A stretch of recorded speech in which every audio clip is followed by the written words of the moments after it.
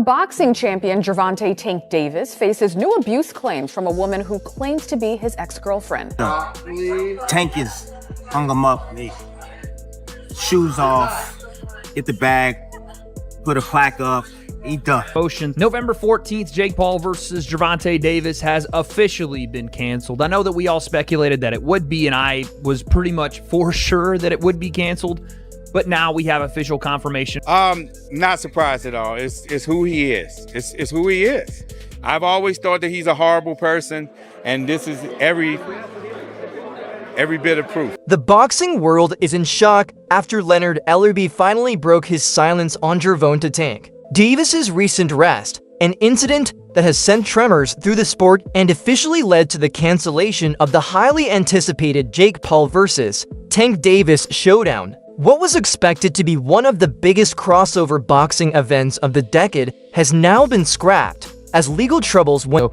Most Valuable Promotions, the promotion co-founded by Jake Paul and Nikisa Badarian, posted this on social media.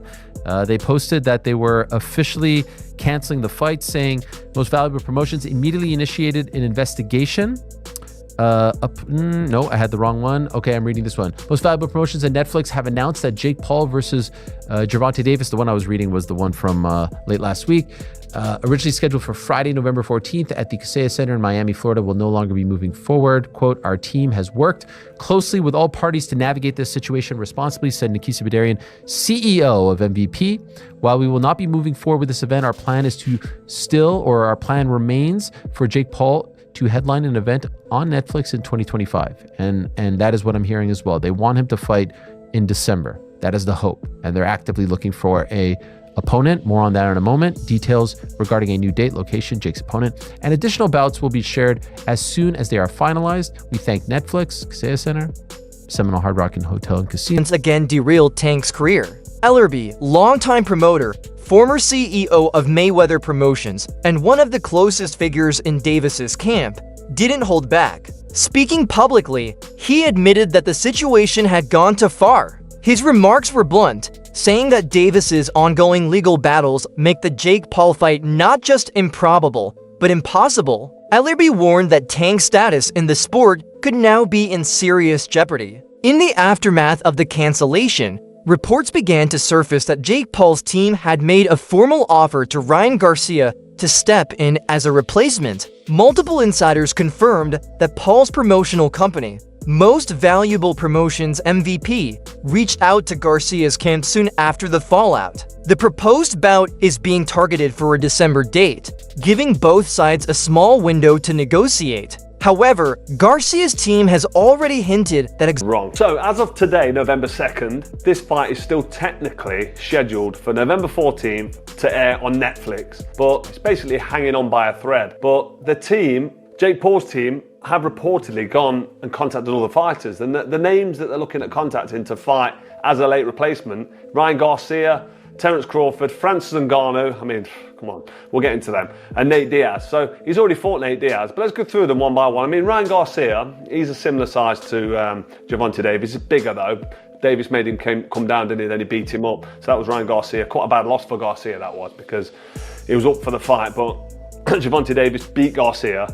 Garcia also isn't really big enough to be jumping in with Jake Paul, but that's a fight that potentially could happen. Garcia is a massive name. He's a big he's a social media star. He's a big public figure. Loads of followers on Instagram and social. I mean, his Instagram's over 1 million, I'm sure it is. Meanwhile, Rolando "Rolly" Romero wasted no time throwing shots. After the announcement, he blasted Jake Paul for chasing spectacle instead of real fights, calling the collapsed event a joke. Romero even challenged Paul directly, saying he'd slap him around if the two ever met in the ring. But his criticism didn't stop there. He also went after Ryan Garcia, accusing him of ducking their rematch despite a binding contract. Romero labeled Garcia as unreliable and scared, claiming fans are tired of talkers and want fighters who actually show up. Then came Oscar De La Hoya, stepping forward to shut down the growing rumors that Ryan Garcia was in.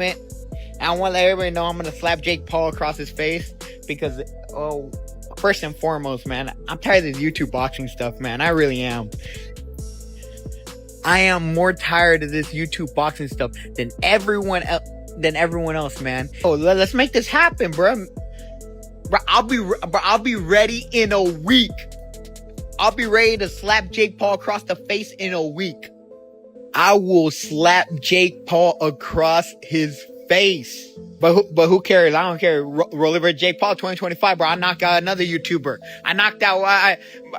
But Jake Paul gets knocked out cold. De La Hoya made it clear no negotiations ever took place. He told reporters that if any serious discussions were happening, he would personally announce them. According to De La Hoya, Garcia is focused on his own career path, not a surprise crossover fight with Jake Paul. His statement put an end to the speculation and reminded fans that not every viral headline should be believed. Shortly after, Most Valuable Promotions released an official statement confirming the event's cancellation and addressing ticket refunds. According to asking me about Jake Paul and Ryan Garcia, let me just tell you why this fight is not going to happen. Ryan Garcia fights for DAZN, and Jake Paul fights on Netflix. I mean, that's pretty much the bottom line. Golden Boy has a contract with DAZN. Ryan Garcia has a contract with Golden Boy. And that's just the way it is. I mean, this is business. You know, Ryan Garcia's probably going to rant saying, oh, you're keeping me from making money and this and that and fighting. No, you have to go by the law, by the rules. You have a contract with DAZN. You have a contract with Golden Boy. It just doesn't happen that way. So anyway, until next time, we'll see you Saturday for Virgil Ortiz. But again, Ryan Garcia's next fight will be announced. Fans who purchase tickets through Ticketmaster will automatically receive full refunds within 14 to 21 days. Those who used secondary marketplaces or resale sites were advised to contact their vendor directly, as automatic refunds may not apply. MVP also thanked fans for their patience and loyalty, promising transparency as they regroup from the cancellation. But the story doesn't stop there. Multiple sources close to MVP have revealed that Francis Ngannou, the former UFC heavyweight champion and one of the most feared punchers in combat sports, has now emerged as the leading candidate to replace Davis. Negotiations are reportedly underway to finalize what could become one of the most explosive crossover globally on DAZN. First off, I'll say kudos to MVP for refunding people that did buy tickets to this event, and also navigating this thing with professionalism, which they did the entire way through. You got to give them credit for that. They really stayed quiet on the rumor front and just handled things as a professional company. That's all you can really ask for. Jake Paul has, in the last couple of hours, tweeted idiot, and then God has a plan always. Two things that I think are both referring to this fight. First off, calling Gervonta Davis an idiot, I assume, and then obviously, God has a plan always, referring to this thing is probably going to work itself out. Obviously, this video is dedicated to talking about future opponents for Jake and potential fight dates. I do have something that I don't know if it's misinformation or not, but I'm just going to talk about it here. This is a tweet from somebody named ATalkers5. I don't know how realistic this potentially even could be, but this is from 4 hours ago. They said 2 of the female bouts scheduled for Jake Paul versus Gervonta Davis undercard are now scheduled for December 14th. Bouts in modern boxing history. So now the question remains, was Jake Paul right to pull out after Gervonta Davis's arrest? Or is this just another strategic PR move to control the narrative? Drop your thoughts in the comments below and stay tuned because this story is far from over.